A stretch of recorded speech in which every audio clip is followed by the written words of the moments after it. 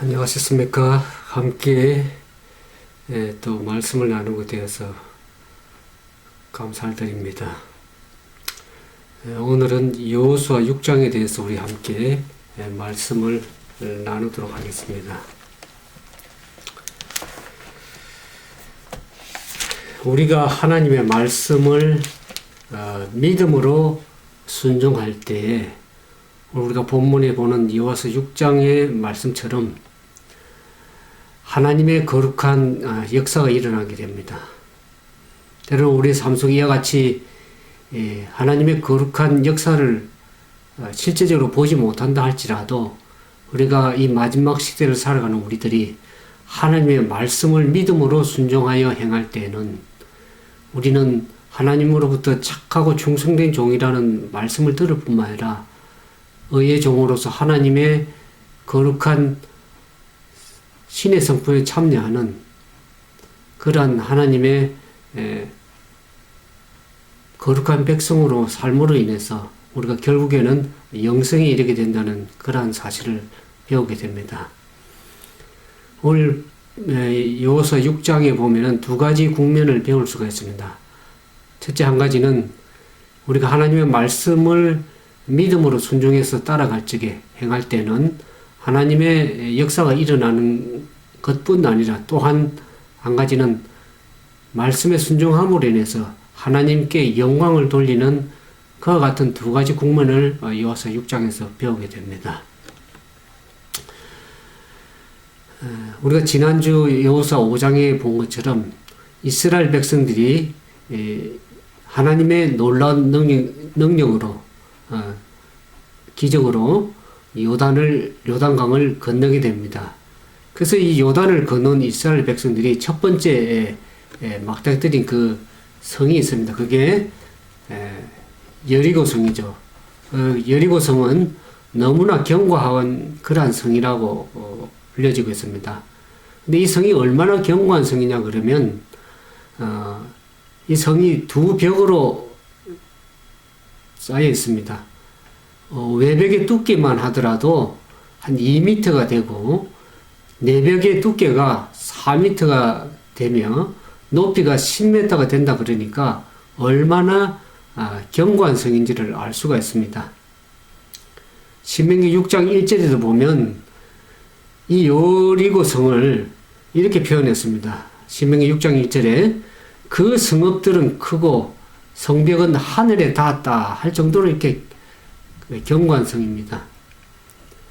이 겉으로 볼 적에는 이 성을 무너뜨릴 방도가 전혀 인간의 안목으로 볼 때는 보이지 않는 거죠. 그래서 이스라엘 백성들은 그들의 자신의 힘으로가 아니라 전능하신 분의 능력의 보증으로서만이 이 절박한 전투를 성공적으로 이끌을 수 있는 그것을 바라볼 수 있는 것입니다. 근데 이 여리고 성은 우상 숭배의 하나의 본거지라고 할 수 있습니다. 이 여리고는 특히 달의 여신 아스다롯을 섬기는 그러한 곳일 뿐만 아니라 이 여리고는 가나안인들의 종교 중에서 가장 비열하고 부패한 그러한 모든 부패된 것의 중심지라고 할 수 있습니다. 이스라엘의 지도자 여호수아가 이 가나안 정복을 위해서 제1보로 이 여리고 성을 함락하는 것이 첫 번째 일이라고 그렇게 생각을 했습니다. 자, 그것을 보면서 오늘 우리의 삶 속에 마지막 시대를 살아가는 우리들이 이 가나안을 정복하는 것처럼 우리의 죄를 정복해야 되는데 죄를 정복하는 그 일에 앞서서 가장 견고한 성이 뭡니까? 이 죄를 정복하기 위해서는 우리의 자아가 굴복이 되어야 되는 겁니다. 여리고 성과 같은 우리의 자아를 어떻게 무너뜨릴 수가 있을까 제가 생각하면서 우리가 믿음으로 하나님의 말씀을 순종할 때에 이 여리고 성이 무너진 것처럼 우리의 자아가 하나님 앞에 무너지고 굴복이 된다는 그런 사실을 생각해 보게 되었습니다. 그러면서 한 가지 제 마음속에 떠오른 성경 말씀은 로마서 6장에 있는 말씀입니다. 로마서 6장 16절부터 23절에 있는 말씀을 봉독하겠습니다. 로마서 6장 16절에서 23절. 너희 자신을 종으로 들여 누구에게 순종하든지 그 순종함을 받는 자의 종이 되는 줄 너희가 알지 못하느냐. 혹은 죄의 종으로 사망에 이르고 혹은 순종의 종으로 의에 이르느니라.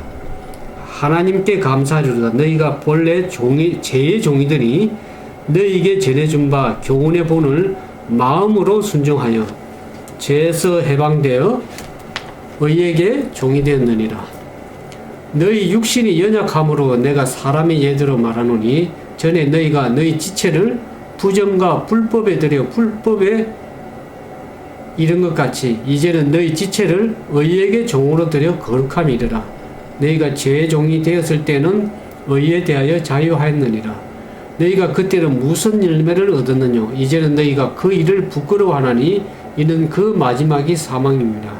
그러나 이제는 너희가 죄에서 해방되고 하나님께 종이 되어 거룩함이 이르는 열매를 얻었으니 이 마지막은 영생이라.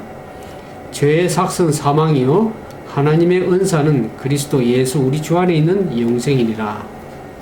우리가 무엇을 순종하든지 그 순종하는 자의 종이 된다고 그랬습니다.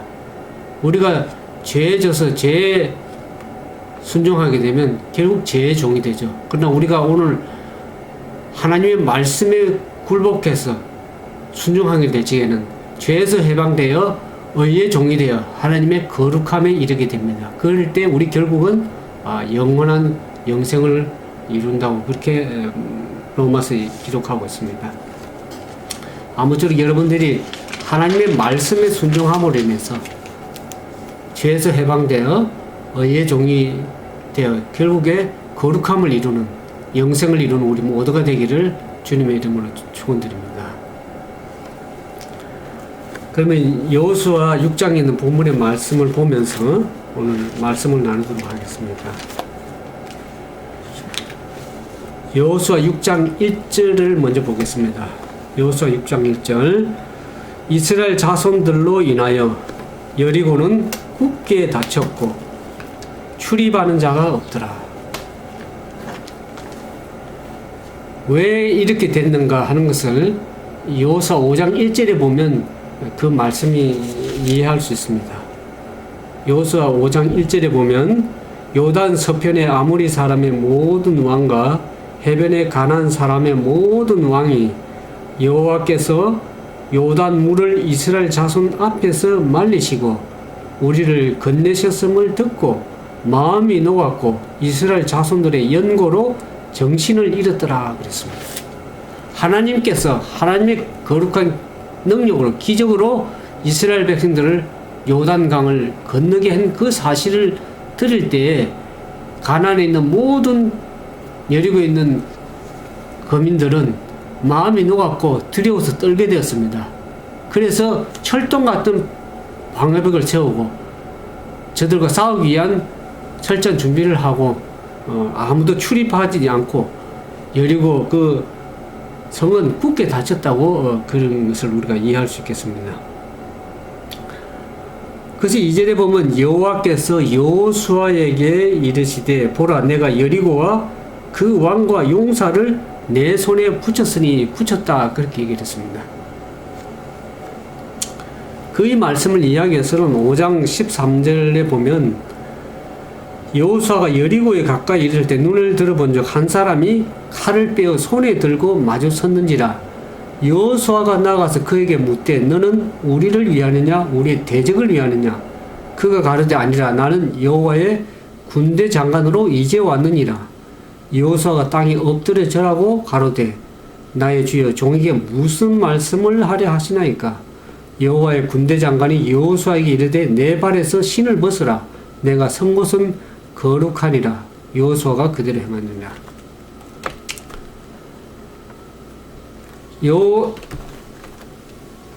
여호수아가 여리고성을 바라보면서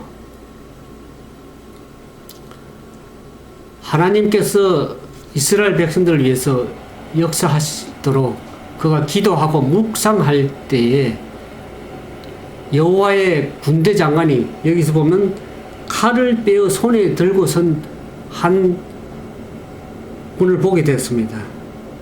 그분이 다름 아닌 여호와의 군대 장관으로 왔습니다.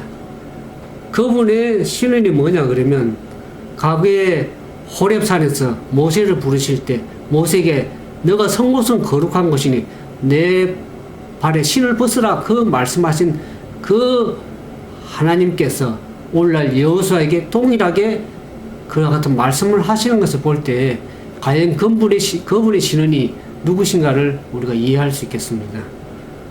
그 여호와의 군대 장관은 이 여리고성을 함락시키기 위해서 수많은 천군 천사를 훈련된 천군을 데리고 이곳에 임한 것입니다. 그래서 여호수아의 앞에 선 그분은 여호와의 군대 장관은 다름 아닌 지존하신 예수 그리스도인 것을 알 수 있겠습니다.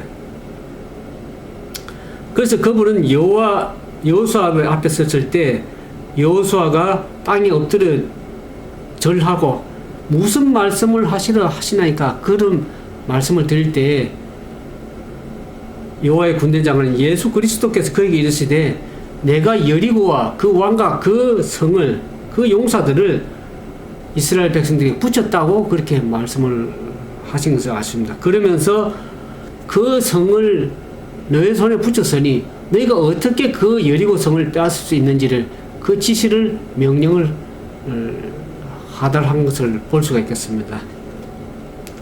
그래서 이 3절에 보면 너희 모든 군사는 성 주위에 매일 한 번씩 돌되 여세 동안 그렇게 하라고 지시를 했습니다.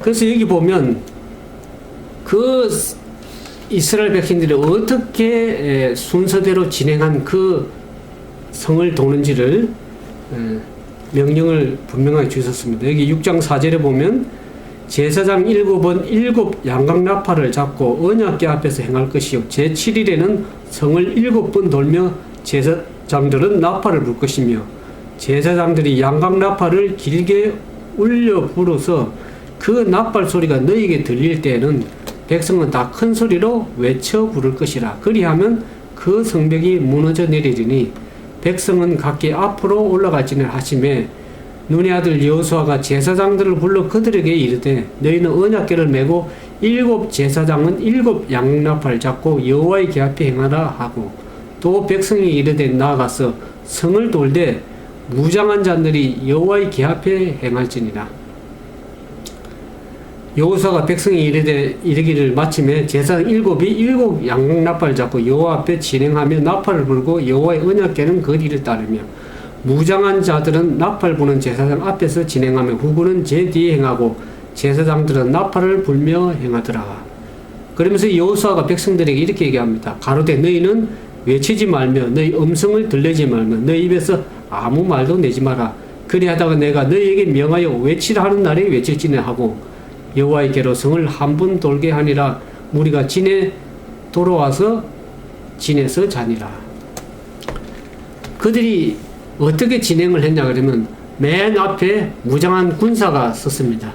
그 다음에 7 양각나팔 부는 제사장들이 7 양각나팔을 부는 제사장들이 있고 그 다음에 여호와의 궤를 맨 거룩한 제사장들이 서며 그 맨만 후군에 이스라엘 지파들이 각 지파별로 길을 중심으로 진행한 것을 우리가 알 수 있습니다. 그러면서 그들이 매일 한 번씩 아침에 일찍이 양각나팔을 불면서 궤를 중심으로 해서 여호와의 궤를 세워서 이 성을 하루에 한 번씩 돌아와서 그 다음에 또 잠에 들고 그렇게 한 걸 찾습니다. 참으로 너무나 단순한, 전쟁치고는 너무나 단순한 게 보이죠. 왜 이렇게 단순한 의식을 행하게 하셨는가? 이 모든 계획은 이스라엘 백성 중에 이스라엘 백성들에게 하나님께서 신앙심을 개발시키고자 그렇게 하셨던 것을 알 수 있습니다.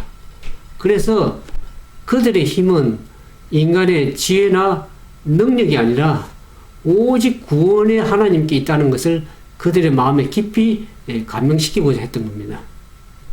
그래서 전적인 힘은 인간의 지혜나 인간의 능력이 있는 것이 아니라 하나님께 있기 때문에 이스라엘 백성들은 전적으로 누구를 의지해야 되죠? 그들의 거룩한 지도자 여호와 하나님만을 전적으로 의지하도록 그렇게 훈련을 하는 것을 알 수가 있습니다. 이스라엘 백성들이 이렇게 이상한 시위를 하는 것을 이스라엘 여리고의 그 성읍을 지키는 바수꾼들은 참으로 의아하게 생각했죠.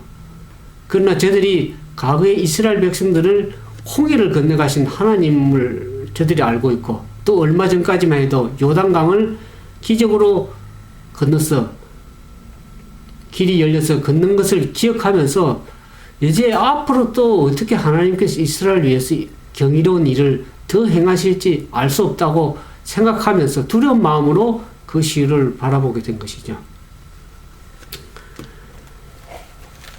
그래서 여호수아 6장 15절에 보면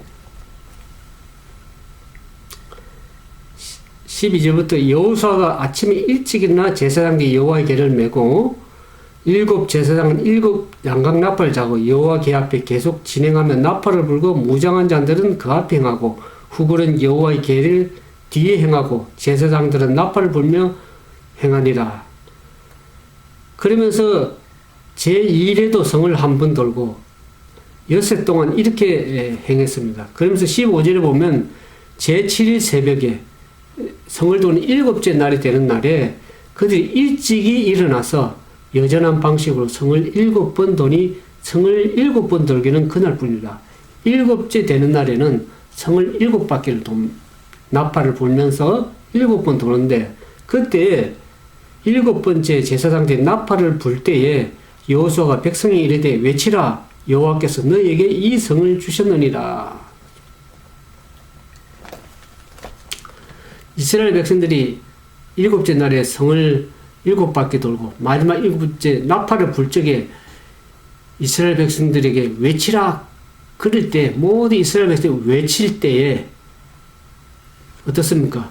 경관 돌로 쌓은 이 성벽의 기초부터 흔들려서 와르르 하고 무너지게 된 것을 보게 됩니다. 그때 여리고 거민들은 너무나 두렵고 공포에 질려서 움직일 수 없었을 때 이스라엘 대군들은 진군에서 들어가서 그 성읍을 점령한 것을 알 수 있습니다.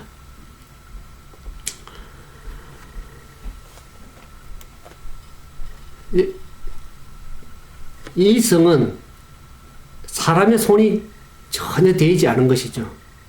잘 훈련된 하나님의 천군들이 이스라엘 백성들을 위해서 싸우기 위해서 그게 주둔해 있었는데 여호와의 군대 장관이 명령을 내림으로 인해서 어떻습니까?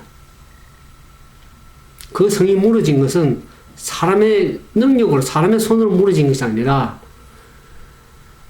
사람은 그 성벽에 전혀 손을 대지 않았지만 주의 천사들이 그 성체를 엎고 적의 보루 속으로 들어갔기 때문에 그 성이 무너진 것입니다. 저는 과거에 이 여리고 성이 무너진 것을 생각하면서 이스라엘 백성들이 외쳤기 때문에 무너졌다 그렇게 생각했는데 물론 이스라엘 백성들이 말씀에 순종해서 그렇게 했기 때문에 여호와의 천사들이 그 성을 기초부터 엎어서 적의 보루 속으로 들어갔기 때문에 그 성이 무너진 것을 이제 바로 알게 되었습니다. 우리가 하나님의 말씀에 순종해서 그 말씀에 믿음을 가지고 나갈 때 그 하나님의 능력은 우리의 힘으로 우리 지혜로 되는 것이 아니라 하나님의 능력으로 하나님께서 그렇게 일을 하신다는 것을 우리가 분명히 이해할 필요가 있습니다. 그러나 이스라엘 백성들이 이렇게 성을 계속해서 도는 그 단순한 일은 왜 그들이 맡은 분량이 있었기 때문입니다. 여기 리비언 헤럴드 1890년 7월 19일에 이런 글이 실려있는 것을 좀 읽어드리겠습니다. 여리고를 취한 것은 이스라엘이 아니라 여호와의 군대 장관이었다. 그러나 그들의 구원의 주를 믿는 믿음을 보이기 위해서 행동해야 할 그들의 맡은 분량이 있었다. 그랬습니다. 하나님께서 그 성을, 여리고 성을 무너뜨리겠지만은 그 성이 무너지고 경관성을 함락하기 위해서는 이스라엘 백성이 해야 될 분량들이 있었던 겁니다. 그들이 믿음을 가지고 하나님을 전적으로 믿는 믿음 가운데 그 말씀을 따라서 순종함으로 그 여리고 성을 7바퀴 돌 필요가 있었던 것이죠. 그때 하나님께서 이를 역사하실 수 있던 것을 알게 됩니다.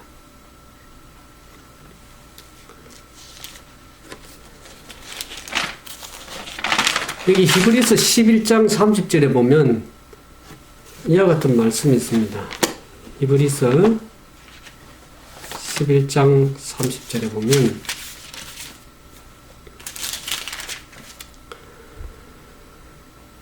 믿음으로 7일 동안 여리고를 두루 다니며 성이 무너졌으며 그랬습니다.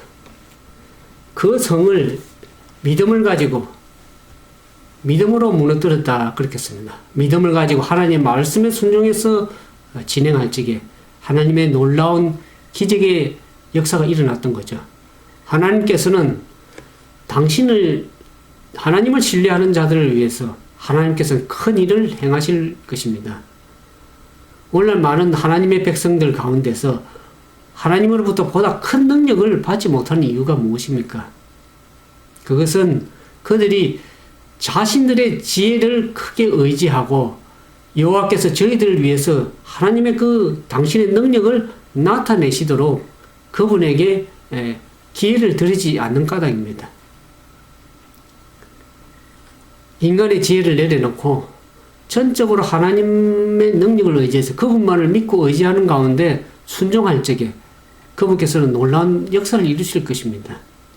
하나님께서는 당신을 전적으로 신뢰하는 충실히 하나님만을 순종하는 하나님의 자녀들에게 오늘날 이 마지막 시대를 살아가는 저와 여러분에게도 과거 이스라엘 백성들이 하셨던 그 놀라운 역사가 오늘에도 동일한 역사가 일어날 것이라고 하는 것을 우리가 믿음으로 알 수가 있습니다.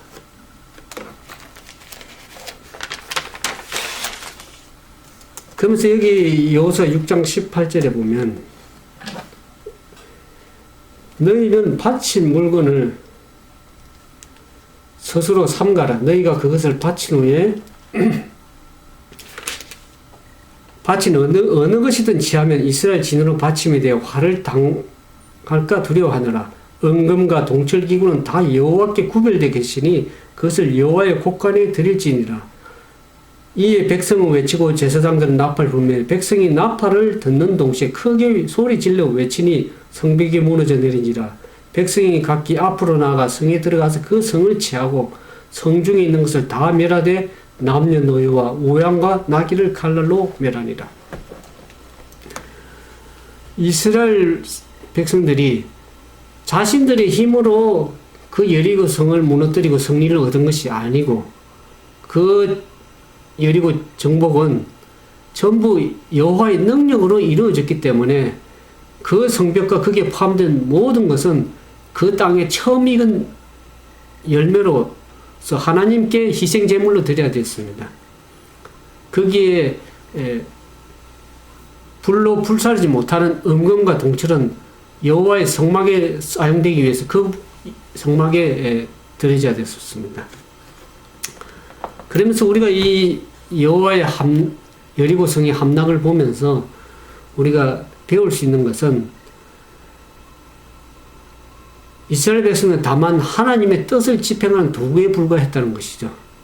또 한 가지는 그들은 이 여리고 성을 함락시키는 건 자신들의 힘으로 한 것이 아니고 전적으로 여호와의 능력으로 했기 때문에 모든 것 열매를 하나님께 드려야 될 뿐만 아니라 그분께 온전히 영광을 돌려야 한다는 사실을 이 여리고 함락을 통해서 우리가 배워야 될 교훈이라고 그렇게 생각이 들어집니다. 그러면서 6장 21절에 보면 그 성중에 있는 것을 다 멸하라 그랬습니다. 남녀노유와 아울러서 우양과 나귀를 하나도 남김없이 다 칼날로 멸하고 불살라고 그렇게 말씀하셨죠. 과거에 모세를 통해서 이 가나안 백성들에 관해서 주신 명령 가운데서도 보면 신명기 7장 2절과 20장 16절에 보면 이와 같이 기록을 했습니다. 그들을 전부 다 진멸하라고 그랬습니다. 그리고 이 민족들의 성읍에서는 호흡이 있는 자들은 하나도 살리지 말고 다 멸하라고 그렇게 명령한 것을 알 수 있습니다. 그래서 이걸 보면서 많은 사람들이 의아하게 생각하죠.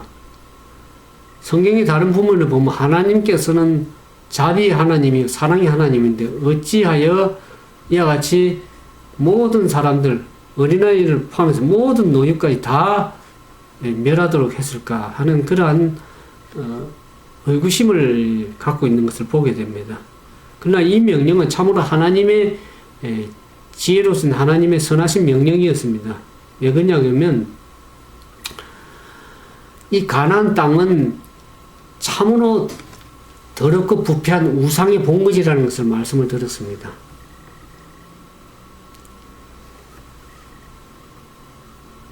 그래서 그들이 너무나 부패되고 우상에 빠져 있었으므로 하나님의 은혜로운 그 하나님의 목적 뜻을 이룰 수가 없었습니다. 그래서 하나님께서는 이스라엘 가나안 거민들이 회개할 수 있는 기회를 충분히 주셨습니다. 과거 40년 전에 하나님께 홍해를 가르시고 또 애굽에 형벌을 내리면서 이스라엘을 구출할 적에 이스라엘 하나님이 얼마나 전능하신 하나님인 것을 저들에게 나타내 보이셨습니다. 그리고 하나님께서는 이스라엘 백성들에게 하나님께서는 그분의 품격이 거룩하고 엄란한 행위를 미워한다는 사실을 이스라엘 백성 가운데 바알부올에서 그들이 가정스러운 의식에 참여했던 까닭에 그들에게 이스라엘 백성들을 할지라도 하나님의 선민들을 할지라도 형벌을 받은 것을 보여주면서 여리고 거민들이 하나님이 어떠한 하나님인지 하나님은 우상을 숭배를 가장 미워하시고 거룩하신 그 하나님인 것을 여리고 거민들은 잘 알고 있었습니다. 그렇지만 그들은 하나님의 그 명령을 하나님의 뜻을 순종하기를 거절했습니다. 가나안 거민들은 홍수전의 사람들이 하늘을 모독하고 부패된 것처럼 이 가나안 거민들도 하나님을 모독하고 하나님의 뜻을 거절할 뿐만 아니라 오히려 땅을 더럽히는 그러한 삶을 살 뿐이었습니다. 그래서 하나님께서는 불가불 가나안 거민들을 하나도 남김없이 멸절시킬 수밖에 없는 겁니다. 제가 과거에 이 고고학 자료들을 보면서 고고학 발굴을 통해서 그 발견된 그림 가운데 보면은 이 아이들도 부모님들이 그 우상 숭배하는 우상 숭배를 그대로 따라서 행하는 것을 그림으로 보였습니다. 우리가 자녀들하고 이렇게 지내면서 그 자녀들이 보고 배우는 본이 뭡니까? 부모들이죠. 부모가 하는 그 모습들을 바라보면서 자녀들도 그대로 행하는 것을 알 수가 있습니다. 그대로 부모의 본을 받아서 답습하는 모습들을 보게 되는 거죠. 그리고 또 그래서 하나님께서는 모든 것을 멸할 수밖에 없는 그런 상황이 됐습니다. 그리고 또 한 가지는 하나님께서는 이 가나안 땅에 이스라엘이라는 하나님의 선택된 백성들을 세워서 그들로부터 이 세상에 그 부패된 나라 가나안 우상숭배를 제거하고 거기에 하나님의 나라를 나타낼 수 있는 그런 민족과 국가로 이스라엘 백성을 세우고자 하신 겁니다. 그래서 이스라엘 백성들은 참 종교의 하나님을 진정으로 대표할 수 있는 참 종교의 후계자가 되어야 할 뿐만 아니라 하나님의 거룩한 원칙을 온 세상에 전파하도록 하나님께서 그렇게 계획하신 것을 알 수 있습니다.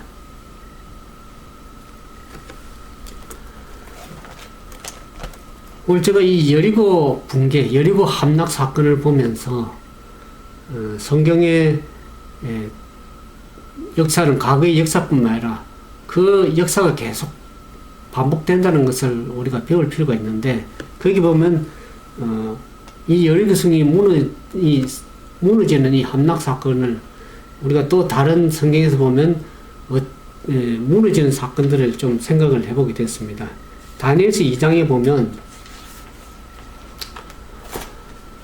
이 느부갓네살 왕이 꿈을 꾸게 되죠. 이 바벨론이라는 나라에 그 당시에는 굉장히 전 세계를 호령하던 이 강대한 나라 바벨론 나라에 느부갓네살 왕이 꿈을 꾸게 됐죠. 그 꿈 꿨는데 그 신상을 보게 된 것입니다. 나중에 다니엘이 그 꿈을 해석을 해줄 때 보면 그것이 금, 은, 동, 철과 진흙으로 해서 큰 신상이 하나 서게 되는데 거기에 금머리가 바벨론 나라입니다. 느부갓네살 왕이 통치했던 그 바벨론 나라인데 그 세상 역사가 어떻게 이 금머리 바벨론, 그 다음 은금, 메데 페르시아, 헬라, 로마, 그 다음 발가락에서 열나라, 그 다음에 오늘 우리가 살고 있는 마지막 발바닥인 이 모든 세계 역사를 하나님께서 미래에 일어날 종합해서 하나님께서 느부갓네살 왕에게 보여줬습니다. 그때 다니엘이 그 꿈을 해석을 했죠. 다니엘서 2장에 보면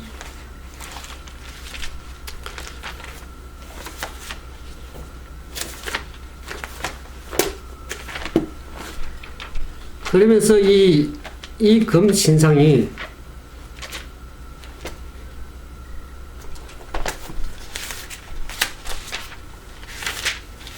사람의 손에 뜨이지 아니하고 어떻게 된다 그랬습니까? 다니엘서 2장 34절에 보면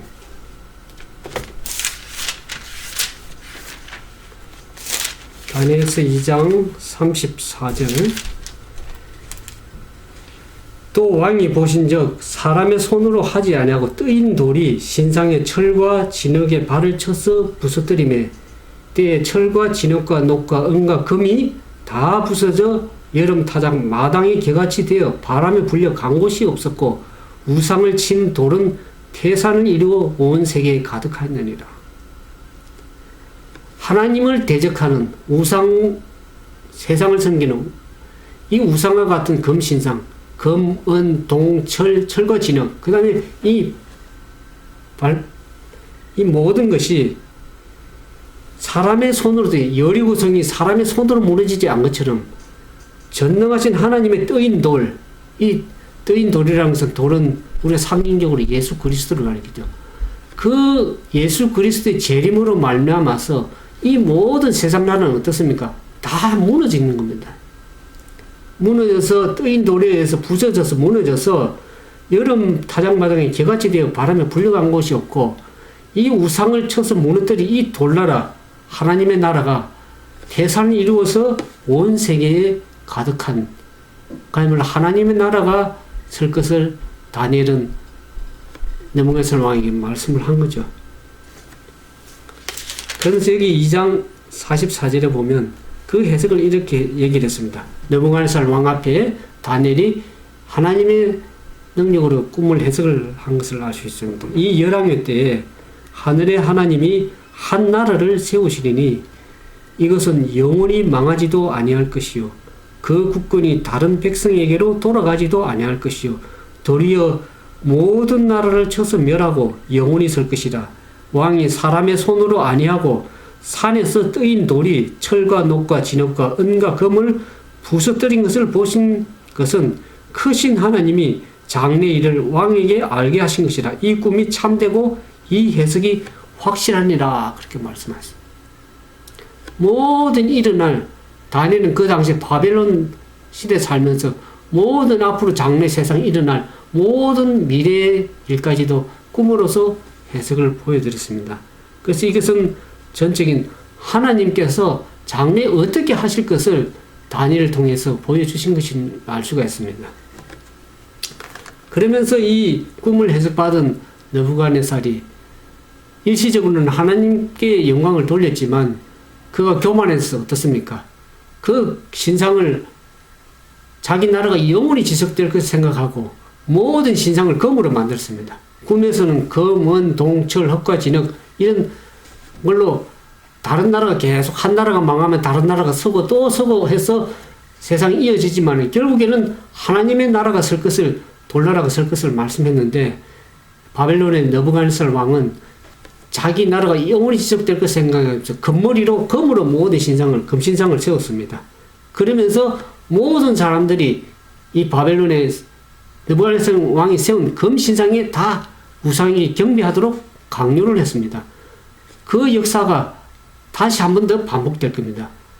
자기 교를 강요하기 위해서 법령으로 세워서 우상에게 경배하게 하고 하는 그러한 강요하는 일이 다시금 역사의 마지막에 반복될 것을 우리가 이해할 필요가 있습니다.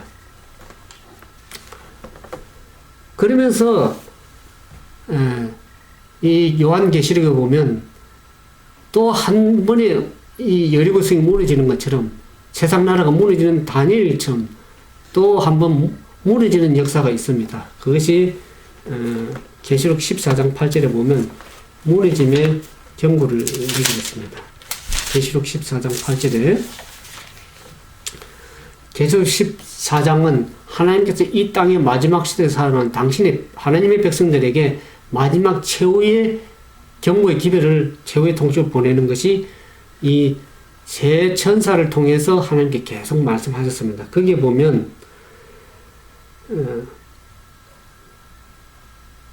8절에 첫째 천사와 두 번째 천사가 이렇게 얘기합니다. 또 다른 천사 둘째가 그 뒤를 따라 말하되 무너졌도다 무너졌도다 큰 성 바벨론이여 모든 나라를 그 음행으로 인하여 진노의 포도주는 먹이던 자로다. 큰 성 바벨론 과거의 바벨론이 무너지처럼 마지막 시대 영적인 큰 성 바벨론이 무너질 것을 얘기를 했습니다.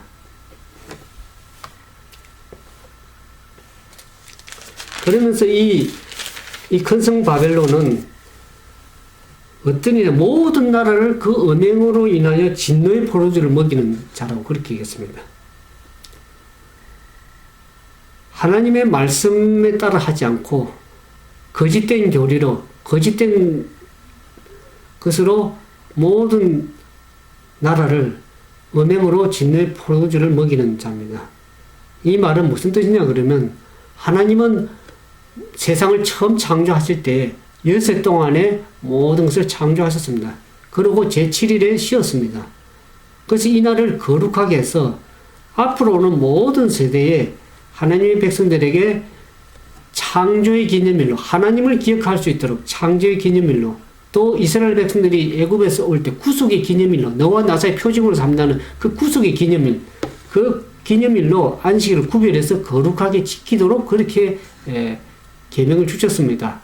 그런데 이 죄악의 사람인 이 불법의 사람은 하나님의 성전에서 자기를 높이고 자기를 하나님이라고 그러면서 하나님의 때와 법을 변개시킨 것을 우리가 다니엘서를 통해서 볼 수 있습니다. 여러분들이 우리가 예언 연구 그 파트에 들어가셔서 다니엘서 요한계시록을 깊이 연구해 보시면 오늘 시간이 없어서 그 말씀을 다 드리지 못하지만 무엇이 불법의 사람이며 바벨론인지를 여러분들 분명하게 좀 이해할 수 있겠습니다. 그래서 하나님께서 세우신 그 하나님의 계명에 있는 그 안식일을 폐하고 인간이 만든 계명, 사람의 계명을 지키도록 그렇게 제도를 바꿨습니다. 그래서 안식일에 거룩하게 하나님께 지키라고 말씀하신 것을 인간의 계명 주일 제도로 변경을 하게 됐습니다. 그래서 그들이 그것만 변경한 것뿐이 아니라 때와 법을 변경하겠다. 하나님의 계명을 변경할 뿐만 아니라 그들이 하나님의 때인 안식일을 그것을 변경할 뿐만 아니라 하나님의 법도 변경시켰습니다. 하나님의 십계명을 저들이 변경한 것을 알 수 있습니다. 그래서 이 세력은 어떠한 세력인가를 여러분들이 사이트 들어가 보시면 아시는데 이 법안권은 안식일을 변경시켜서 제7일에 있어야 될 그 하나님의 계명의 자리에 주일 중 첫날을 갖다 놓고 그것을 하나님의 안식일의 계명으로 갖다 놓게 됐습니다. 그래서 모든 나라를 그걸 따라서 개신교회도 어떻습니까? 하나님께서 말씀하신 계명을 쫓아 순종하지 않고 인간이 만든 계명, 인간이 바꾼 그 계명을 따라서 거룩한 것으로 지키도록 함으로 인해서 온 세상이 거짓 안식일을 옳다고 믿고 그 하나님의 그 주님의 안식일을 짓밟음으로 인해서 음행으로 인해서 진노의 포도주를 먹이는 것을 그렇게 표현을 한 것입니다. 그러나 이 마지막 때 되면 느부갓네살 왕이 금신상에 경배한 것처럼 참음 하나님을 가리키는 유일한 계명을 무시하고 짓밟고 거짓된 안식일을 강요해서 그것을 법령으로 세워서 거짓 안식일에게 짐승과 우상에 경배하도록 하는 그와 같은 일이 마지막 시대에 일어나게 될 것을 여러분들이 예언적으로 이해할 수 있겠습니다. 그래서 이 큰 성 바벨론이 무너졌는데 무너졌다 확실하게 무너질 것을 이미 무너진 것으로 그렇게 표현을 했는데 큰 성 바벨론이 어떻게 무너져서 어느 정도인가 이 상태를 보면 18장 1절에 4절에 보면 이 세 천사의 기별을 전가할 때 또 다른 천사가 나타나서 큰 영광으로 땅을 환하게 하는 사건이 일어납니다. 계시록 18장 1절에 보면 이 일 후에 다른 천사가 하늘에서 내려오는 것을 보니 큰 권세를 가졌는데 그의 영광으로 땅이 환해지더라. 힘센 음성으로 외쳐가로되 가갈의 여리고성을 무너뜨릴 때 외치라 그럴 때 외칠 때 그 성이 무너진 것처럼 천사가 힘센 음성으로 외치는 것을 보게 됩니다. 무너졌다 큰 성 바벨론이여 귀신의 처소와 각종 더러운 영이 모이는 것과 각종 더럽고 가증한 새에 모이는 곳이 되었도다. 그 음행의 진노의 포도주로 인하여 왕국이 무너졌으며 또 땅의 왕들이 그로 더불어 음행하였으며 땅의 상고들도 그 사치의 세력으로 인하여 치부하였도다. 또 내가 들으니 하늘로서 다른 음성이 나서 가로되 내 백성아 거기서 나와 그 죄에 참여하지 말고 그의 받을 재앙들을 받지 말라고 그 바벨론에서 나오라는 경고의 기별을 하나님께서 외치께서 말씀하셨습니다. 그 바벨론은 멸망당할 뿐만 아니라 그것은 귀신의 처소가 되고 각종 더러운 영이 모이고 각종 더럽고 가증한 새들이 모이는 그야말로 오늘날 많은 하나님을 믿는다고 하는 개신교회까지도 세속화되고 타락화되어서 된 것을 말씀하셨습니다. 그래서 하나님께서는 마지막 시대에 참된 하나님을 나타내 보여야 될 필요성이 있었습니다. 계시록 12장 17절에 보면 사단이 어떠한 자들과 마지막 쟁투를 벌이는가. 여기 보면 12장 17절에 용이 여자에게 분노하여 돌아가서 그 여자의 남은 자손 곧 하나님의 계명을 지키며 예수의 증거를 가진 자들로 더불어 싸우려고 바다 모래에 있었더라. 용이 여자에게 분노해서 돌아갔습니다. 교회와 싸우려고 했는데 이 교회가 어떻게 됩니까?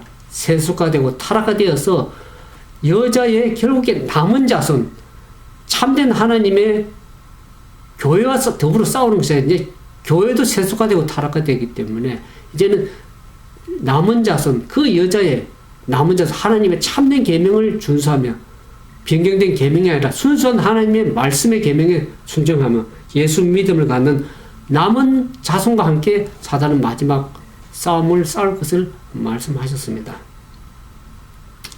오늘날 우리는 참된 계획을 이루고 참된 부흥을 이어야 될 필요성을 여러분들이 느끼고 있습니까? 아마 저희 사이트 들어서 같이 이렇게 말씀을 배우고 듣는 여러분들은 참으로 부흥과 계획을 이루고자 하는 그런 마음들이 있을 줄 압니다. 하나님께 여러분들 마음속에 진정으로 말씀의 진리가 무엇인지를 깨닫고 그 말씀의 진리에 순종함으로 말미암아서 하나님의 거룩한 역사가 여러분을 통해서 일어나길 진심으로 바라면서 오늘 말씀을 마치도록 하겠습니다. 잠시 기도하겠습니다. 거룩하신 아버지 하나님, 오늘 이 마지막 시대에 저희들을 살게 하셨습니다.